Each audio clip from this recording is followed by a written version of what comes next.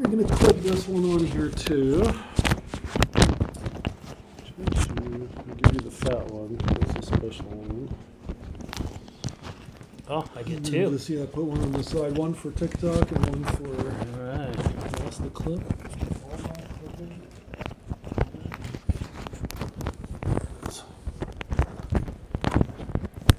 How's that? I'm all mic'd up. Yeah, you're mic'd up. I am not. However I feel like I am. Is that yours? No, you got it. All right. Okay. Just crossed over. We're a very advanced show here.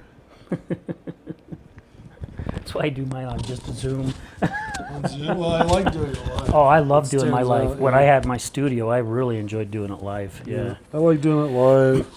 Live is definitely much better. I like the lapels instead of having a solid mic somewhere. I have a blue, but I only have one blue, and then you have to do the whole thing. Well, I guess I don't mean live. I like in person. That's what I like. Oh, I in like person. Yeah, that's what I miss about the studio. Is not having that in person. Plus, I used to have guest co-hosts too, and that was always nice to have somebody come in and use their perspective. Yeah, I totally remember that. I'm about to do this. It was on automatic, but now it doesn't want to be. You like my little? This is more advanced than last time. Yeah, it's pretty sweet. Hey everyone, thank you for watching and listening to the UltraPerform show, the show about performing your best in business and life. Today we have a very special guest, Al Richards. Say hi, Al. Hey, hi y'all. He is a coach, a speaker, and a podcast host, and he mainly focuses on addiction recovery. Yeah, addiction. Yeah, we have guests that come on though and talk about trauma and mental health, fitness, diet. Because I feel like it all combines, it's all under that same umbrella. Nice. Well, thank you very much for being on the show. Absolutely. And Al has been on the show before, maybe 4 years ago. It's been a while. That's about right, yeah, 4 or 5 years ago. So it's been a minute for sure. And here we are still. See, it's not so bad to come back years later, right?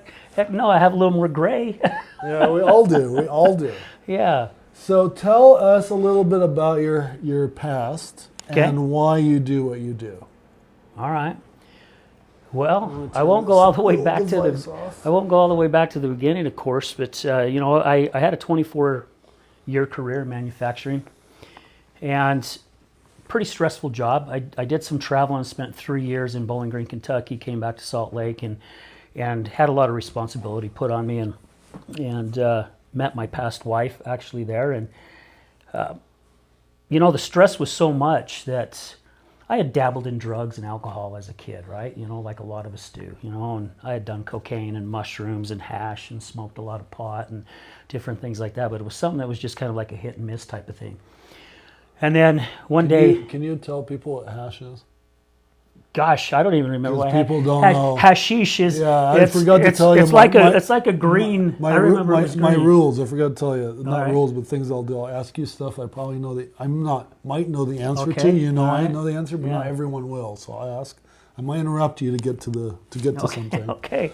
And I don't remember what the third one is, but when I remember, I'll tell you. I don't even remember really what hash is. All I know is that when we smoked it, it was really good. We used to put it on like a thumbtack.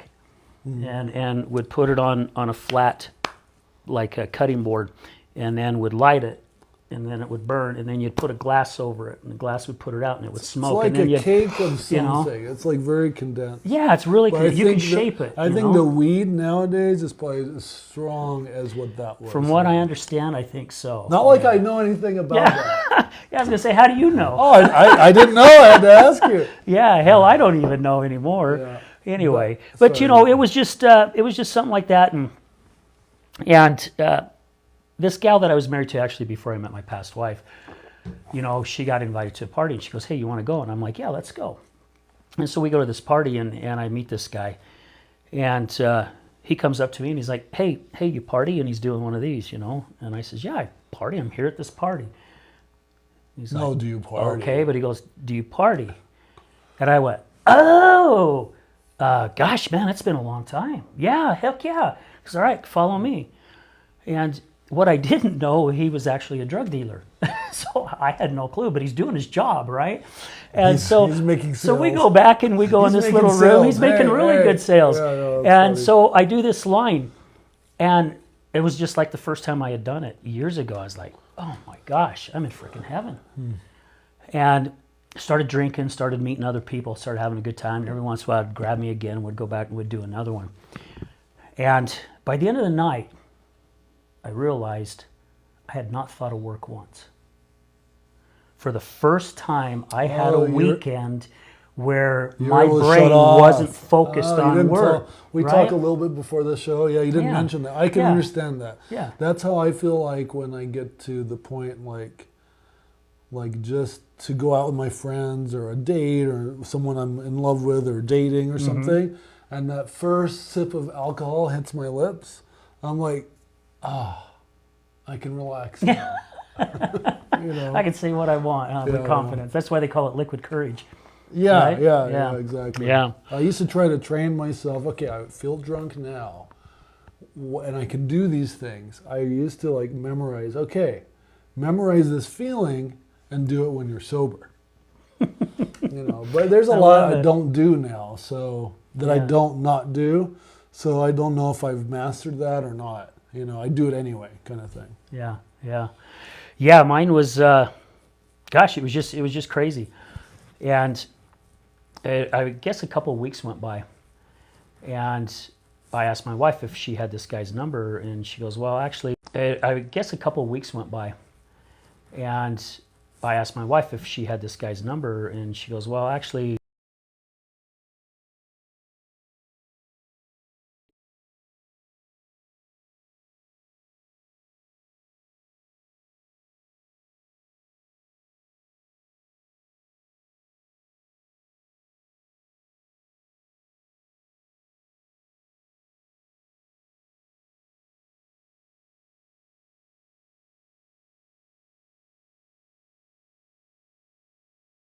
And we hooked up, and I did some on that weekend. Same thing, man. Did not think about work.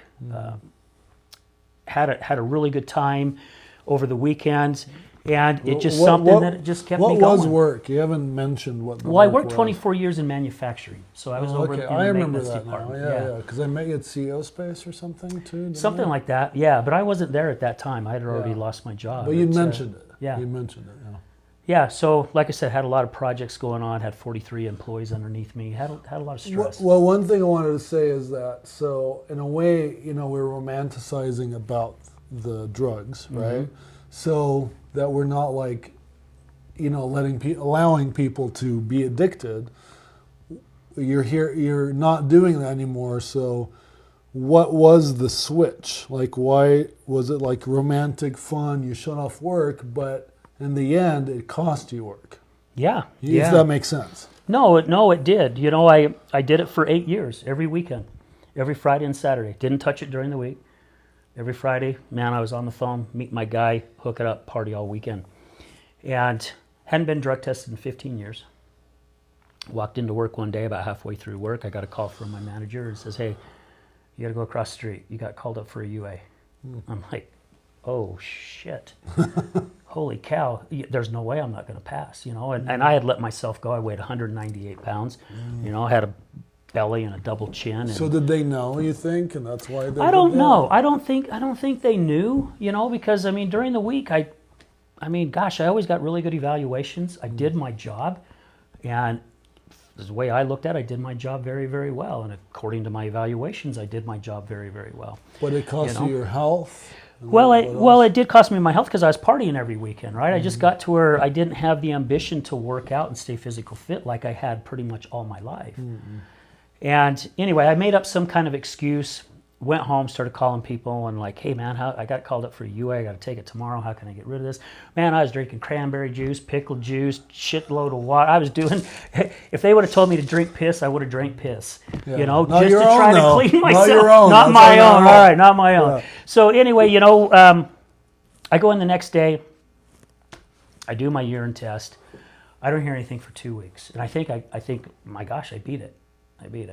And I was in my office having a meeting with my guys, and I heard security call my boss and said, "Hey, so-and-so wants to see you over at HR." And immediately I knew exactly what that was about. So long story short, I lost a 24-year career. my boss, the plant manager, a few other people fought for me to keep it. The owner had sold the company. Corporate had come in. Corporate goes, so no, that's we'll make part an of it. example of you. Oh, You that know, was I was part of making it. really, really good money, and I lost my job. And you know, funny thing, just to even go back just a tad, I remember some weekends looking in the mirror, Adam, after doing a line, and I'd look in the mirror and I'm like, God help me. Because you knew you were Because I know if I keep going this direction, it's not going to turn out right, you know? And then when I lose my job, I'm like, well, I didn't mean like this, right? Yeah, but Come on now. But I mean, I saw what you wrote in your pre-form, your form, and I'm not super religious, but I've noticed God, the universe, whatever works, does work in mysterious ways. Oh, yeah. This is what you wanted, and you're like, not quite like this, but this is what you're giving me. This is what I asked for. Because it happens all the time to me. I mean, little things, big things, or whatever. What I asked for will happen, but you know, something else is broken because of it. I'm like, well, this isn't what I meant. You know, I didn't mean like I want her to stop being like this for her to go away or whatever. Now she's not that way anymore. She's not in your life. You know. Yeah. Well, and again, that's what happened. And I'm talking about a breakup, is what right? I'm talking about. And well, it was a breakup for me, right? A breakup between cocaine and a job, really, right? You know, and I did. I says not like this, and I'm not a religious person either, even though I mean our whole family's LDS and I am LDS, but I'm not an active. However, all this got me very spiritual.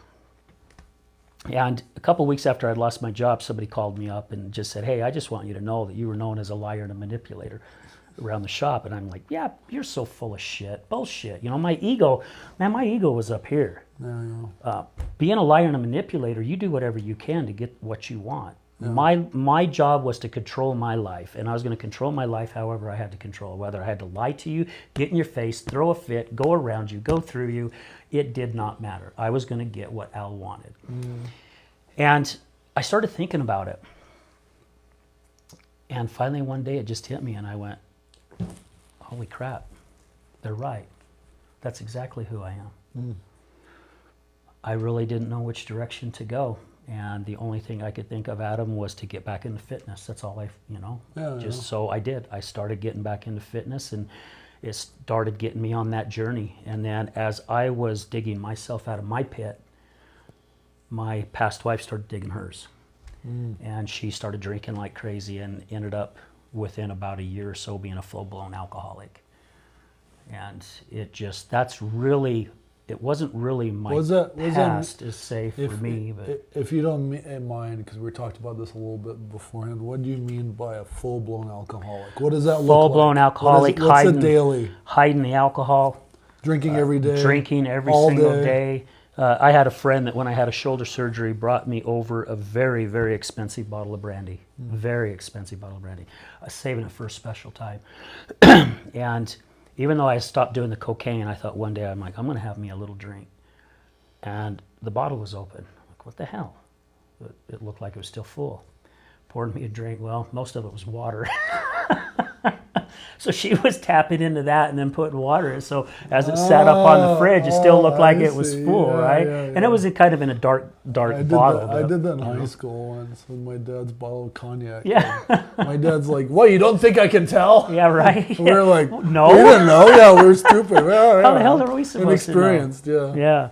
You know, but that's, we ended up losing our house a year later. Sorry about that. I just continued going in a direction. And you know what's crazy, Adam, is deep down in my frickin' heart and in my soul, I knew that I needed to do something and I couldn't figure out what it was. My past wife and I got in some heated arguments, heated conversations basically, that I didn't want to go back to work for corporate America. I didn't want to punch a clock again. I was still basically playing the victim, right? I was still blaming them. Sure. When it was me that was doing it, but I was blaming the stress I was under because of them, right? Now that I know my own mind and how the mind works, of course, I know a lot differently now. Well, people would say, I mean, like what you're saying, right? I have a friend that works a hard job in an industry, and he gets paid $2,000 a day. And part of the reason why he drinks so much is because he's stressed. I also have noticed, because I'm more expressive, it's also because he doesn't express. Like he said, he was depressed yesterday, and he didn't know why. And he was planning on having a few months off until January. Then, finally, eventually, he tells me, well, I might have to go back to work next week. And I'm like, dude, that's why you're depressed. You just told me all the things you're going to do the next few months. Yeah. And by the way, you're going back to work. Do you think, and you tell me because of the way the mind works, I've noticed a lot of the time, I think more with men, they won't be able to express their feelings and they will get addicted or to something.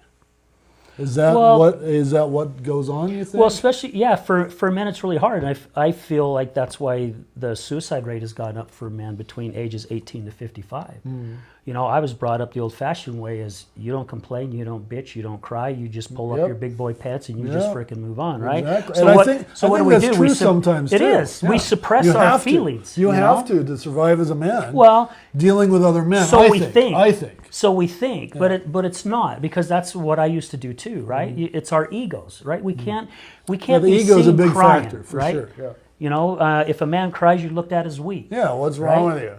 So I'll show you what's wrong with me. Yeah, I'll show you what's wrong.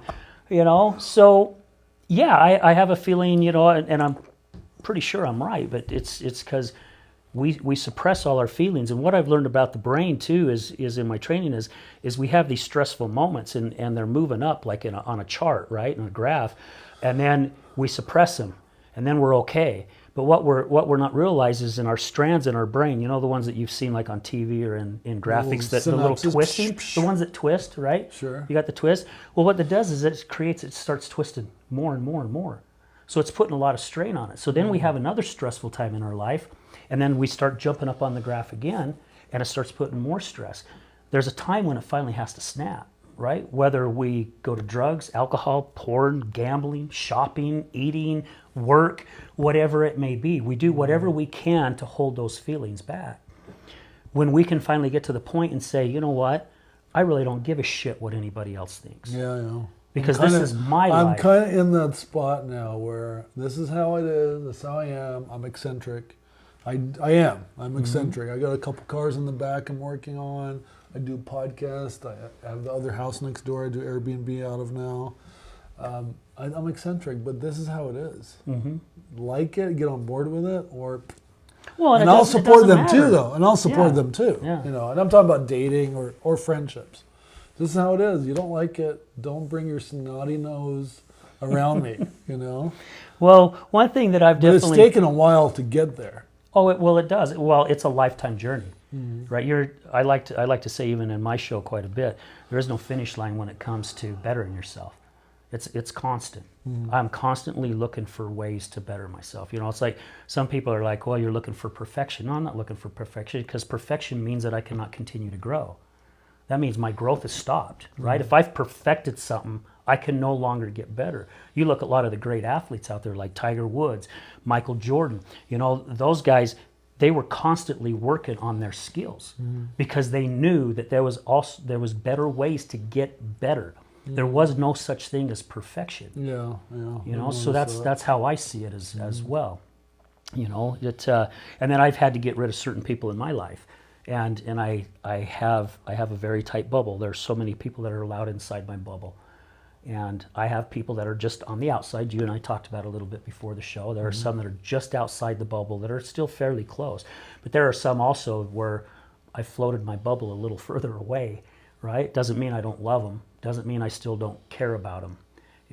I just don't need their energy. It's an energy I don't want to be around. Sure. You know, and going back to losing my career and ended up deciding to do a podcast and getting involved with what I do now, all that led me to where I'm at today. You know, Steve Jobs said that if you connect the dots backwards of your life, you'll see you're exactly where you're supposed to be at this very moment.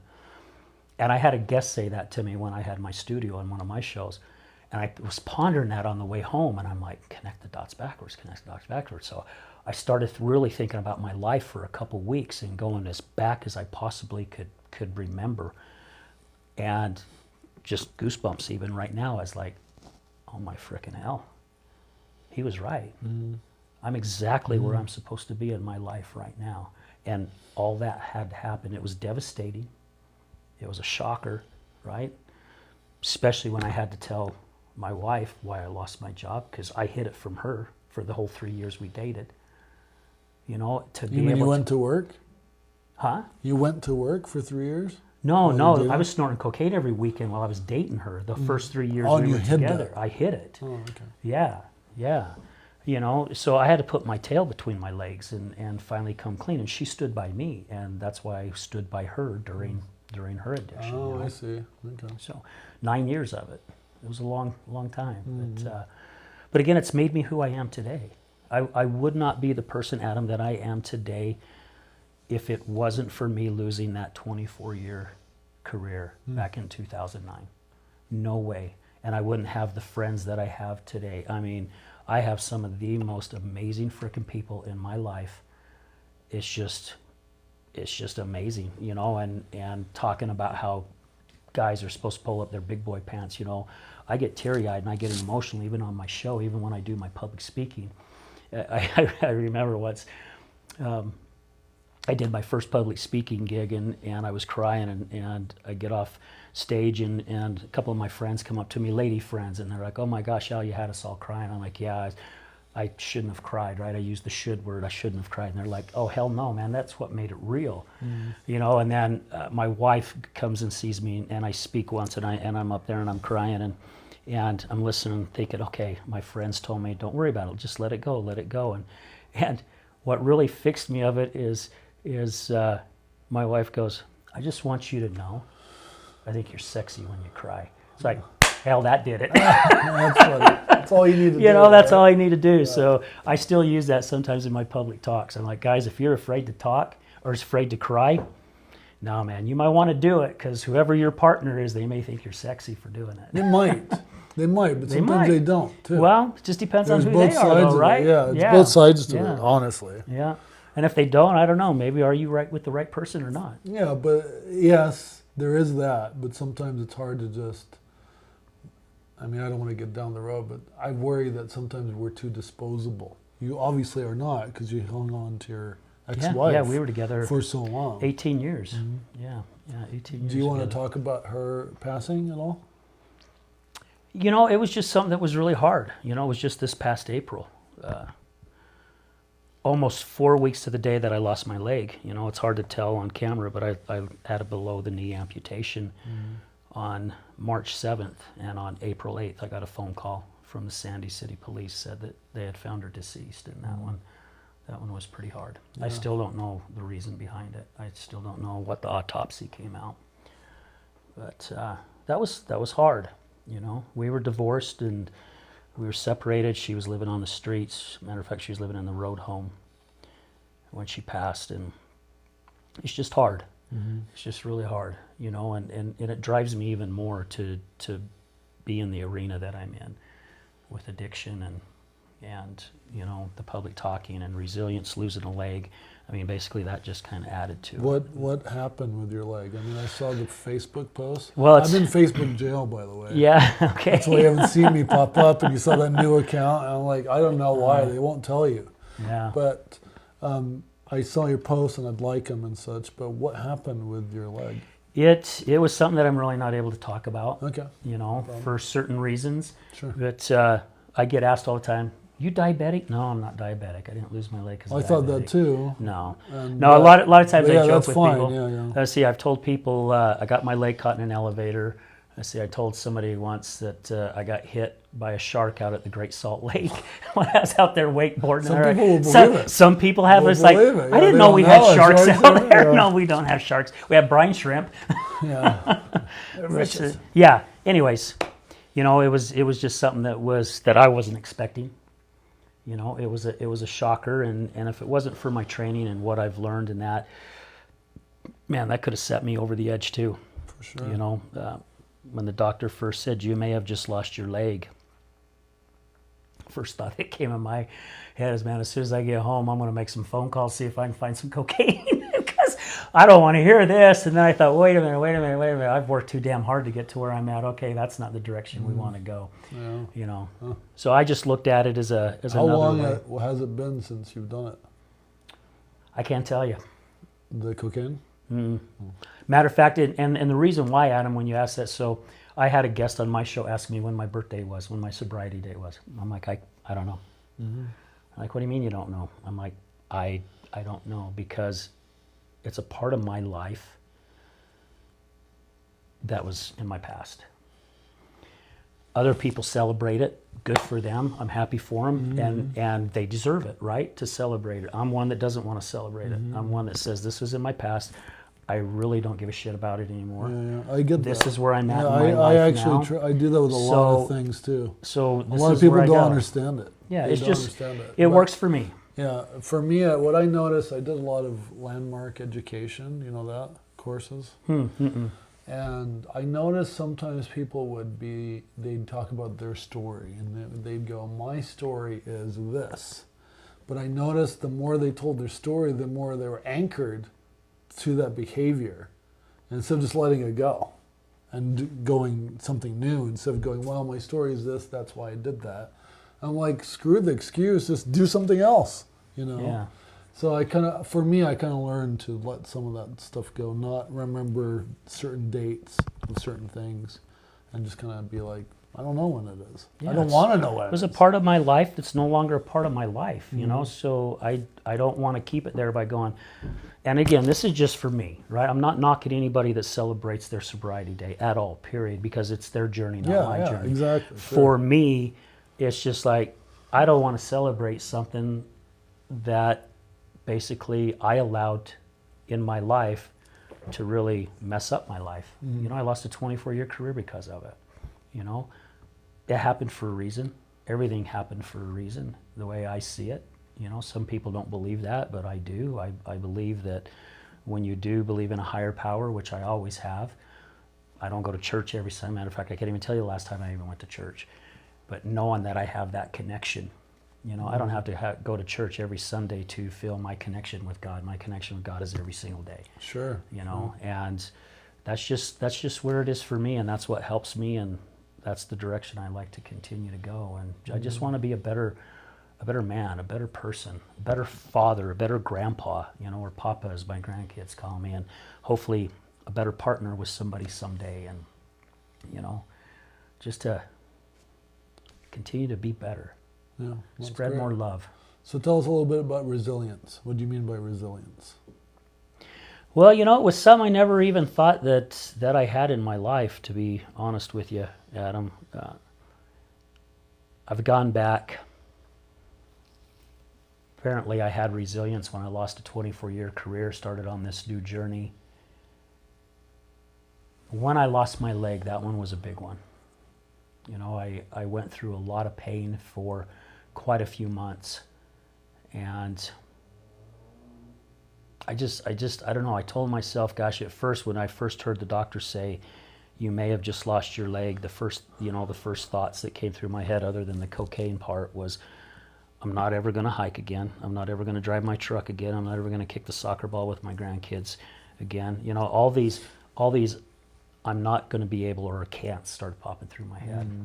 And I remember my youngest daughter was with me, and she slid over and she grabbed my hand and she goes, Dad, are you okay? And I'm like, man, I don't know. I'm still trying to process all this, you know.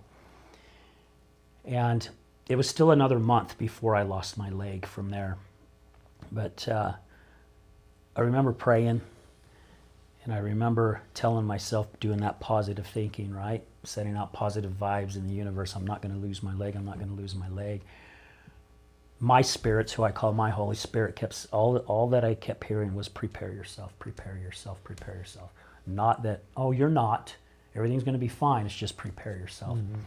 When the day finally came where I knew I was losing my leg, I was even telling my daughters this. I says, I was at such peace when they wheeled me in that surgical room. Such a peace that I've never, ever felt before. Watched my leg go up on the stirrup. You know, they're doing the block. And I remember looking at my leg and just going, thank you. Thank you for 61 years of abuse, right? I played a ton of sports, beat my body up, lots of hiking, lots of hunting, you know. I put my body through a ton of abuse, and I just said thank you. And waking up, looking down, finally being out of pain for the first time in a couple months, not seeing a part of your body that was there, that's been there all your life, does something to your soul inside. And I started feeling sorry for myself. I started going back to playing the victim because of what had happened. And then it's like I got slapped upside the face. And all of a sudden I'm like, no. See how you get emotional even thinking about it. Well, I'm like, God just gave me a blank piece of paper. And I got this pen. And I can write this frickin' story however the hell I want to write it. I can write it feeling sorry for myself, or I can write it going, I am going to get my life back, no matter what it takes. And here I am coming up on November 7th, will be 9 months. I've been walking, I mean, for months with, you know, different prosthetics. I've been driving my truck for, I don't know, 2-3 months now. You know, I've been on 2 small hikes, 2 miles. It's still not what I'm used to, but I still frickin' got out and hiked. Cool. You know, I'm going on a hike this weekend. Nice. I'm hoping to do a 3-mile hike, and if my leg feels good, I'm gonna do my best to go further. And what I mean to go back to the resilience is a lot of people that was following my story, because I was sharing it, you know, and when a lot of people found out that I had my leg amputated, by gosh, man, the support and stuff that I got from friends and family was just warmed my heart, right? I had no clue that my whole journey I had touched so many people, so many people, and not realizing I was going to continue to touch so many people from this amputation. And I remember telling a friend, I'm like, blessings are going to come out of this. And somebody posted on one of my Facebook posts, like, how do you figure blessings are going to come out of this? You lost a leg. And I'm like, I don't know, but they're going to come. I just feel it. And the 2 months that I spent living with my daughter after I got out of rehab, I started seeing those blessings. You know, my daughter was remodeling her kitchen. I got to where I could finally get upstairs, and I was helping her. You know, she'd take measurements. I was out in the garage, and I'd cut all the wood for her, and then she'd take it up and check everything. And every day my grandkids came home from school. Hey, Papa, how was your day? You know, I got to spend all this time with my grandkids. I got to see how they lived their life. So many amazing things came out of it. And it was friends and my daughters that just basically said, Dad, you have so much resilience. It's amazing. And it was something that I never looked at myself as having, even though all this other stuff was going on. And yeah, I just realized I have that. I really do have the resilience, and all of us do. Right? It's just, we got to tap in here. We can't let this control us, because if we allow this to control us, it's not going to take us in a good way. You know? That's why I started snorting cocaine and drinking every weekend, because I was letting this. A shortcut is what I heard. It's a shortcut. Yeah. Well, you don't want to feel the feelings, right? You numb yourself. You don't want to go that direction. You know. I don't know how many of you guys know. You probably would have quit your job. Yeah. You'd been like, why am I doing this? Why am I doing this? I'm out. You know, I use this in my show and sometimes in my public speaking, that I don't know how many people know it, but, you know, buffalo, when they're out on the plain, when there's a storm coming across the plain, there's a lead buffalo, and that lead buffalo will get the whole herd together, and he will walk the whole herd into the storm. And the reason why they go through the storm, go towards it, because it gets them through it quicker. So if you think about it, right, storm's coming and you're walking towards it, pretty soon you're out of it. If you're getting away from the storm's following you and then gets over you, and it's following you the whole time you're trying to get over, so you're in the storm longer. Interesting. So I like to mention that when there's a storm, go right towards it. You know, and I've been challenged here even in the last month, 2 months. So I find myself turning around and following, going the same direction the storm, and I'm like, whoa, wait a minute. I don't want to do this, right? So turn back around and go right through it.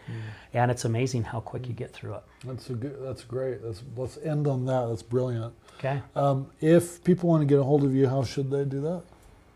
Oh gosh, Talk to you about coaching, being on your podcast. Yeah, gosh, if you want to be a guest on my podcast, I'm always looking for guests. I am booked out a couple months ahead of time, which is amazing. Look at that. However, he's got to show that off. Yeah, I do have to show it off. He doesn't do it every day, though. Does he do it every day? No, I don't do a show every day. No, I used to do 2 shows a week. This year, I cut it down to 1 a week. Right, well, there you go. It's too much. Yeah, it's too much when you're by yourself.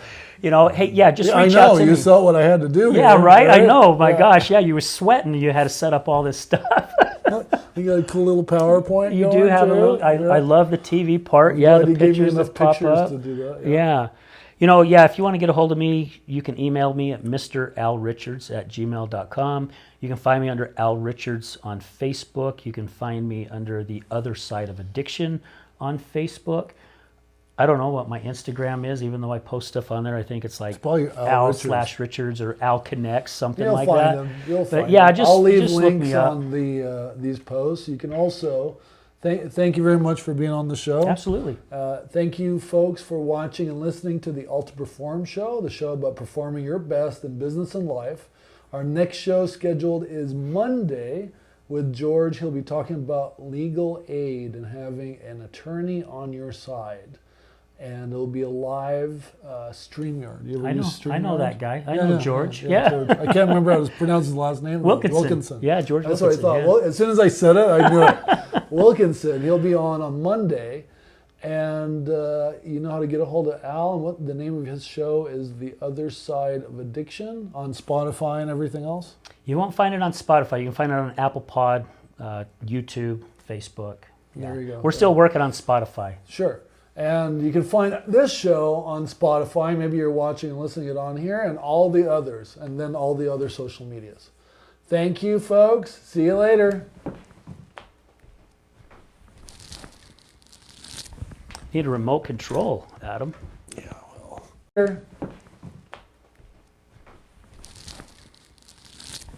Need a remote control, Adam. Yeah.